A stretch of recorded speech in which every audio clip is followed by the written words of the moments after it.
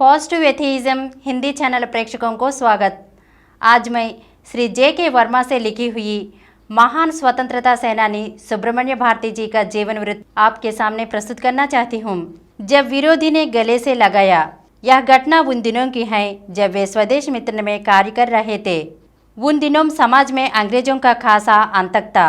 ऐसा दमनचक्र चल रहा था कि यूं प्रतीत होने लगा जैसे लोगों की जुबान पर ताला लटक गया हो। इस स्थिति को देखते हुए भारती ने लोगों से अपने समाचार पत्र में प्रकाशित करने के लिए कविताएं व लेख मांगे। उनका विचार था कि अगर कुछ लोग अपने निष्पक्ष विचार प्रस्तुत करने लगा जाएंगे तो उससे दूसरों को प्रेरणा मिलेगी तथा वे भी जागरूक होकर अंग्रेजों के खिलाफ जुबान खोलने लगेंगे। लेकिन उन्हें तब हैरानी का सामना करना पड़ा जब एक लेख या कविता भी प्रकाशनार्थ नहीं आई। भारती समझा गए कि लोगों के दिलो दिमाग पर अंग्रेज हावी हो गए हैं। उन्होंने स्वयं एक काव्य संग्रह और तैयार करने का फैसला किया ताकि उन्हें छपवाकर लोगों में वितरित कर सके। उनके लिए ऐसा काव्य संग्रह तैयार करना कोई बहुत बड़ी बात नहीं थी, लेकिन समस्या यह थी कि उसे छपवाने के लिए पैसे कहाँ से आएंगे।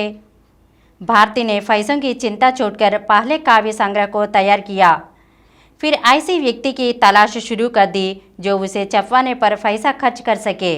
मद्रास में उन दिनों एक बहुत ही प्रतिष्ठित राजनीतिज्ञ होते थे जिनका नाम था कृष्णस्वामी अय्यर। उनका झुकाव नरम दल की ओर था तथा वे गरम दल के लोगों को पसंद नहीं करते थे। अपने समझौतावादी दृष्टिकोण के चलते वे अंग्रेजों के प्रिय थे तथा सत्ता के काफ़ी करीब थे। मद्रास में प्रथम बैंक, संस्कृत कॉलेज व आयुर्वेद के लिए संस्था खुलवाने में उन्हें सफलता मिल चुकी थी। कृष्णस्वामी अय्यर साहित्य के जाने माने प्रेमियों में से एक थे। वे नरमपंथी दल के होने कारण अंग्रेजों के काफ़ी करीब थे। भारती जी उनका नाम जानते थे और अंग्रेजों के प्रति नरम भावना रखने के कारण कुछ कुछ उनकी निंदा भी करते थे। हालांकि आमतौर पर कृष्णस्वामी अय्यर को बहुत उदार व्यक्तित्व का व्यक्ति माना जाता था। सत्ता के प्रति समझौतावादी दृष्टिकोण होने के कारण इंडियन रिव्यू के प्रकाशन जी.ए. नटेशन की अय्यर जी से बहुत निकटता था। नटेशन भारती जी के अनन्य मित्र थे। एक दिन नटेशन उन्हें विवश कर अय्यर जी से मिलाने ले गए। हालांकि भारती नहीं समझते थे कि अय्यर उनके काव्य संग्रह का जिक्र भी सुनना पसंद करेंगे, लेकिन मित्र के विवश करने के कारण वे मिलने चले गए। उनकी आशा के बिल्कुल प्रतिकूल अय्यर ने भारती का स्वागत किया तथा अपने निजी कक्षा में ले गए। उन्होंने भारती को जलपान करवाने के बाद कहा, यह मेरा अहोभाग्य है जो आप जैसा महान देशभक्त, कवि और पत्रकार मुझसे मिलने के लिए आया। मैं आपका बेहद शुक्रगुजार हूँ। आप मेरे लायक जो भी सेवा हो उसे निसंकोच बता दे। भारती को अय्यर से ऐसे सम्मान की बिल्कुल उम्मीद नहीं थी। वे तो सोच रहे थे कि अय्यर उनका अपमान करके उन्हें वहां से भगा देंगे। उन्होंने भारी संकोच के साथ अय्यर को वहां आने का मकसद बताया। उन्होंने अय्यर के आग्रह पर अपने काव्य संग्रह की कुछ कविताएं भी उन्हें सुनाई। इन कविताओं में वंदे मातरम, नाडु वणक्कम, राष्ट्र को प्रणाम, आंग्ल नाडु व हमारा देश आदि प्रमुख थी। उन कविताओं को सुनकर अय्यर भाव विभोर हो गए। उन्हें लगा जैसे पिचियों व चहचहाना अचानक बंद हो गया और शांत वायु बहने लगी हो।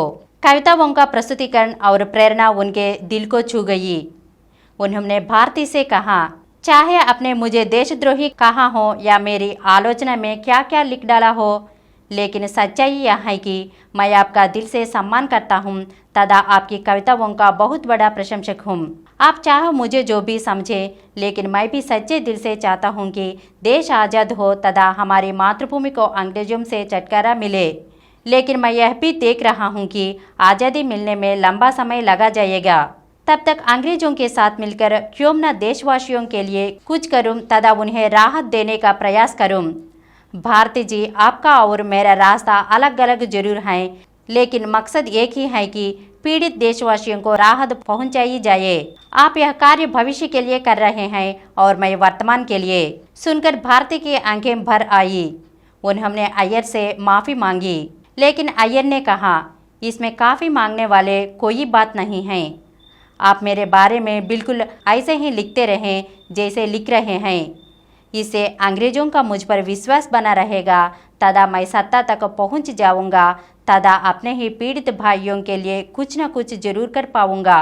और हाँ, जहाँ तक काव्य संग्रह के प्रकाशन की बात है, वह आप अपने ओर से ही छपवाइए, एक नहीं अनेक छपवाइए। जितनी पैसों की जरूरत हो मुझसे निसंकोच ले लीजिए, लेकिन इसका किसी को पता नहीं चलना चाहिए। अगर यह बात लीक हो गई तो मेरे लिए मुश्किल हो जाएगी। आप खूब लिखिए, पैसे की फिक्र न कीजिए। जब भारती विदा होने लगे तो अय्यर ने उन्हें गले लगाते हुए कहा, मैं अपने प्रार्थना करना चाहूंगा कि आइंदा यहाँ मत आइएगा। अगर अंग्रेजों का खबर पहुंची तो ठीक नहीं होगा। आप बस गुप्त संदेश भिजवा दीजिएगा, पैसा आप तक पहुंच जाएगा। जब पहली बार भारती को एहसास हुआ कि हर भारतीय के दिल में अंग्रेजों के खिलाफ नफरत भरी हुई है, वे लोग जो अंग्रेजों के हिमायती बने हुए हैं, वे भी भीतर से उनके खिलाफ हैं, तथा भीतर ही भीतर अपने भाइयों यानी भारतीयों की सहायता करना चाहते हैं। अगले एपिसोड में सुब्रमण्य भारती के बारे में और कुछ अंशों को जानेंगे। धन्यवाद।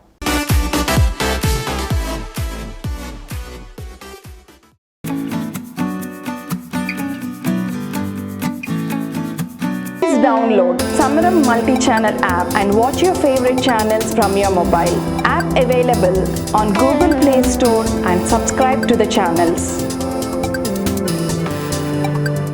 For more videos, please subscribe to this channel Positive Atheism and activate the bell icon.